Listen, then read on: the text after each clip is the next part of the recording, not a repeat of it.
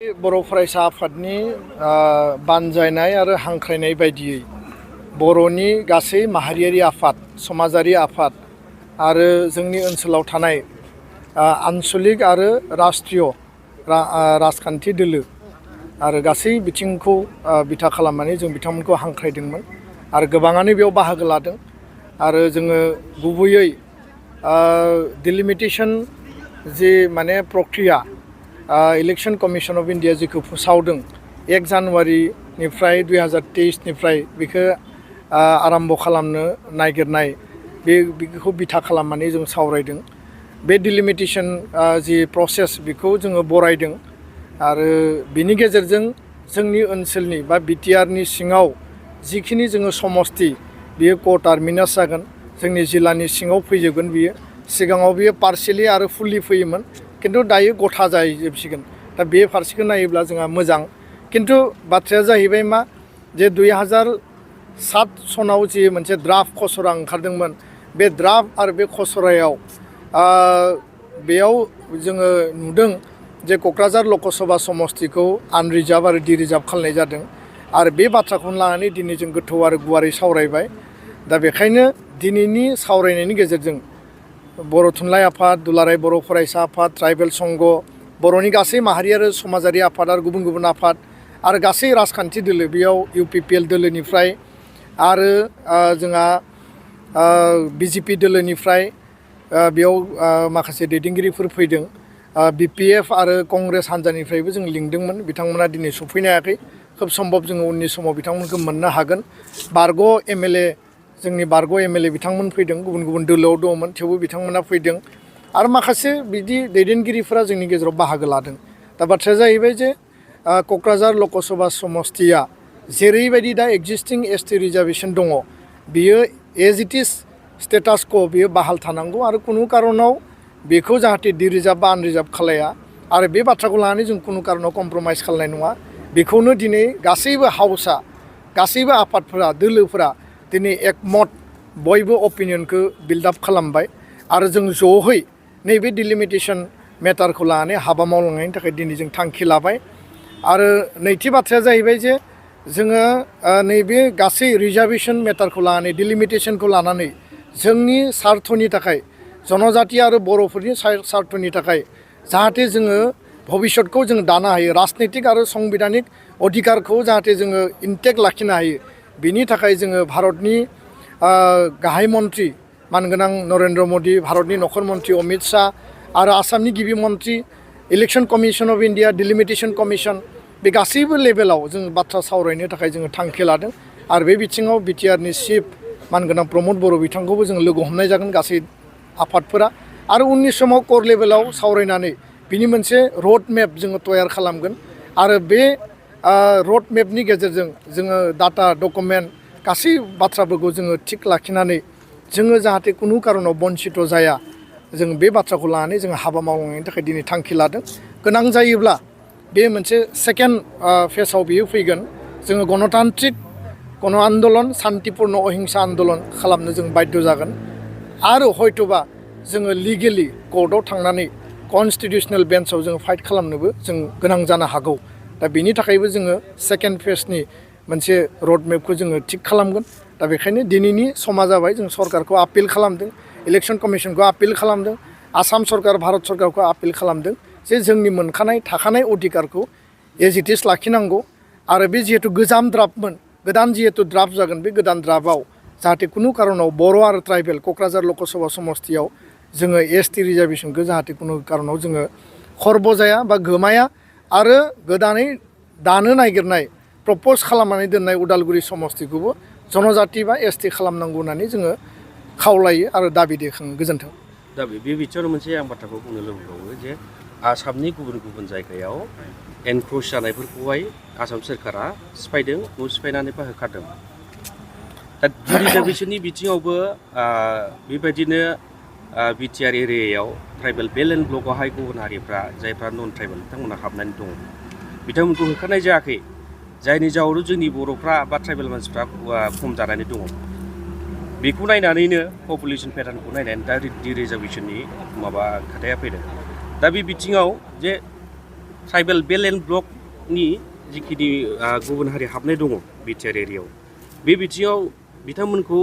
होखारनायनि बेलायाव नोंथांमोना सोरखारखौ नारसिनगोन नामा बा बिटिआर बा आसाम बे बाथ्राखौ आङो स्पष्ट खालामनो नागिरदों दुलाराय बर' फरायसा आफादा जोङो हारसिङैबो आरो जोंहा सिसिट'आ coordination committee of tribal organisation of Assam tribal संघनि इनिसियेटिभआव मोनसे क'अर्डिनेसन कमिटि दं जोङो जथायैबो ट्राइबेल बेल्ट एन्ड ब्लकआव इलिगेल एनक्रचार अबैध नागरिक अबैध बांलादेशिनि जि बाथ्रा बुंनाय जादों जायफोरा जोंनि जायगानि नङा बिथांमोना इलिगेलि एनक्रच खालामनायखौ लानानै एभिक्सन खालामनांगौ होखारनांगौ बेखौ जोङो सिगांनिफ्रायनो बुंबोगासिनो दङ आरो दिनै प्रमान जाफैबाय जे जोंनि जायगायाव सोरबा इलिगेलि एनक्रच खालामनायनि थाखाय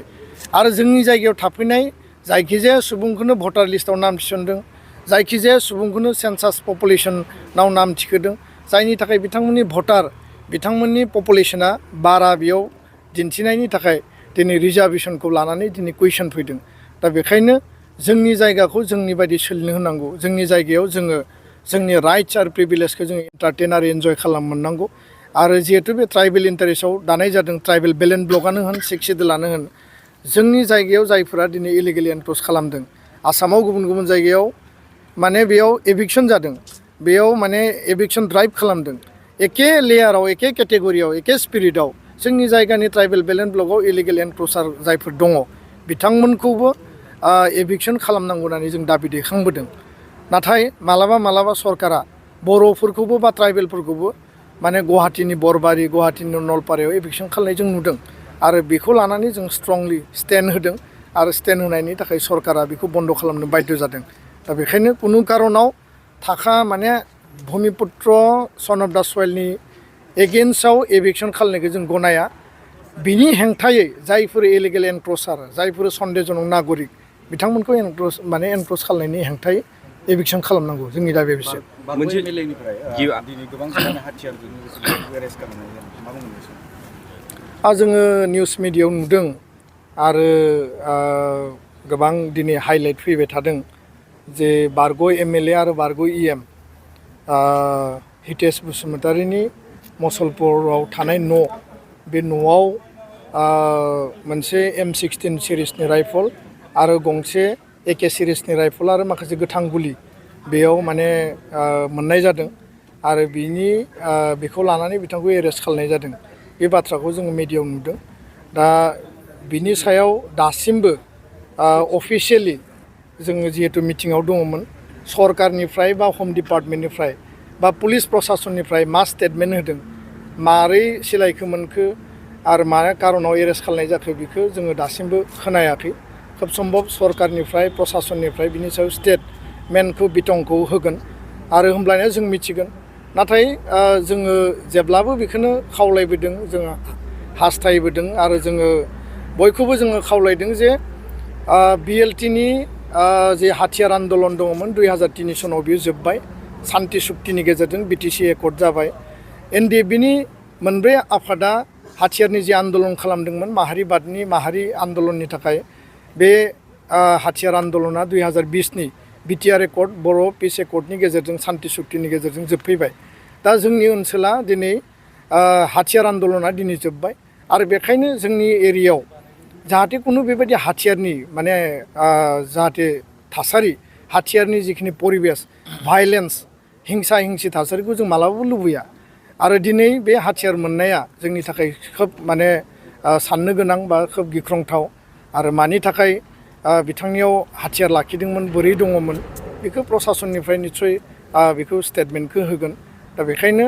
जोङो अरायबो सान्ति लुबैयो जों गोजोनखौ लुबैयो आरो गोजोननि थाखाय बयबो हाबा मावगासिनो दङ आरो गोजोन थासारिनि गेजेरजों बर' माहारिखौ दानांगोन बर' हारिनि सोलोंथाइ रांखान्थि राजखान्थि समाज बेबस्था जोंनि गासैखौबो जों दानांगोन आरो गोजोन गैयाब्ला जोंनि गेजेराव हिंसा हिंसि थायोब्ला आरोबाव जोंनि गेजेराव आर्मि पुलिसनि अपारेसन जागोन आरोबाव जोंनि गेजेराव गावजों माने जोंनि हारिनि माखासे थासारिफ्रा इमबेलेन्स जागोन दा बेखायनो बिनि सायाव गासैबो बर' हारिया सान्तिखौ जिहेतु हास्थायनानै हाबा मावगासिनो दङ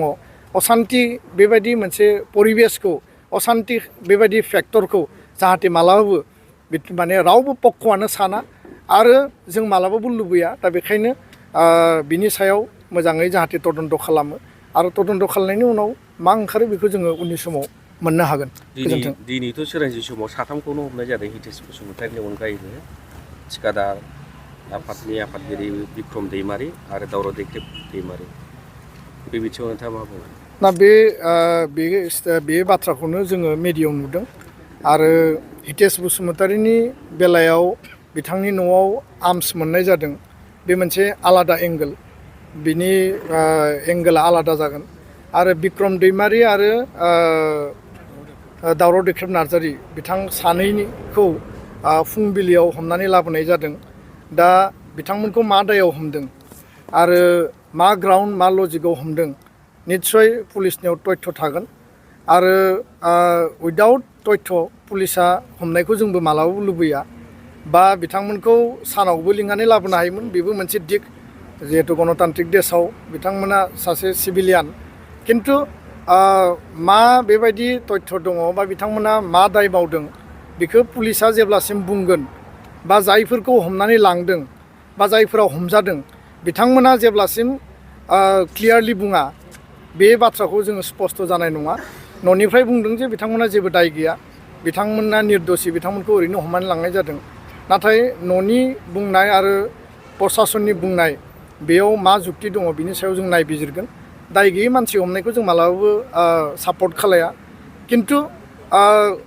सोर दाय दङ सोर दाय गैया जों दा रावखौबो मिथिया। दा बेखायनो बे मोनसे आननोन मोनसे इन्सिडेन्ट आरो बेखौ जेला मिडियायाव फकासाव फैबाय बिनि उनाव मिथिबाय दा बेखायनो पुलिसनिफ्राय बा सरकारनिफ्राय प्रसासननिफ्राय स्टेटमेन्टआ क्लियार जायोब्लासो जोङो माहारियारि आफाद बा जातीय आफादफोरा बिनि सायाव स्ट्रंलि बाथ्रा बुंनो थाखाय जोङो माने खाबु मोनगोन आरो बेखायनो बे जिहेतु मोनसे सेन्सिटिभ माने थासारि मोनसेथिं आर्म्स मोनदों मोनसेथिं सानै मानसिखौ दैखांनानै लांदों बिनि सायाव क्लियारिफिकेसनखौ फार्स्ट प्रसासन दिगनिफ्राय बा जायफोरखौ हमनाय जादों बिथांमोना जुदि क्लियार खालायोबा जोङो बिनि सायाव बाथ्रा बुंनो थाखाय जोङो स्कप मोनगोन आं बेखौनो फोरमायबाय। गोजोन्थों।